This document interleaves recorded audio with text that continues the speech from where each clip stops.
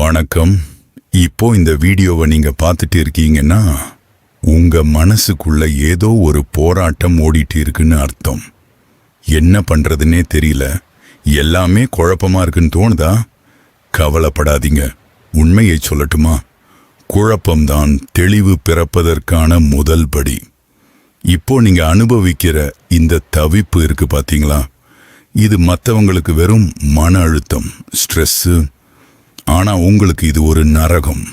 வெளியே சொல்ல முடியாம உள்ளுக்குள்ளேயே செத்து செத்து பிழைக்கிற ஒரு நரகம்.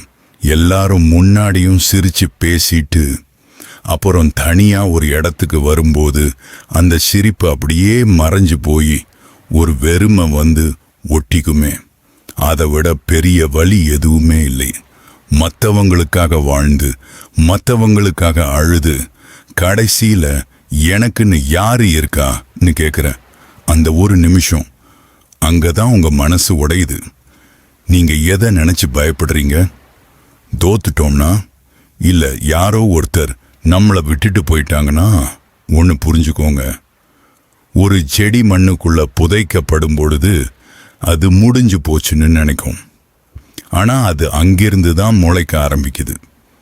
நீங்களும் இப்போ புதைக்கப்படல, விதைக்கப்பட்டு இருக்கீங்க. இப்போ ஒரு நிமிஷம் உங்க கண்ணை மூடிக்கோங்க. உலகத்தோட சத்தத்தை நிறுத்துங்க. உங்க இதயத்துல கை வைங்க. துடிக்குதில்ல? அது என்ன சொல்லுது தெரியுமா? இன்னும் முடிஞ்சிடல, உன்னால முடியும்னு சொல்லுது.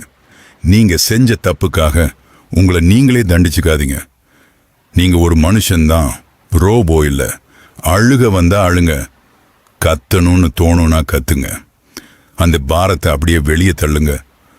உடைந்த கண்ணாடி கூட ஒரு நாள் வைரமாகும். ஆனா அதுக்கு அந்த தீயை தாங்குற சக்தி வேணும். அந்த சக்தி உங்ககிட்ட இருக்கு. இன்னைக்கு இந்த நிமிஷம் உங்க மனசுல இருக்கிற அந்த போராட்டத்தை அப்படியே நிறுத்துங்க. ஏன்னா போராட்டம் பண்ணி எதையும் ஜெயிக்க முடியாது.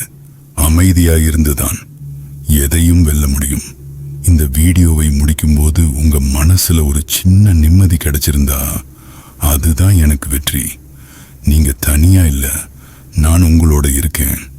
மீண்டு வருவோம்.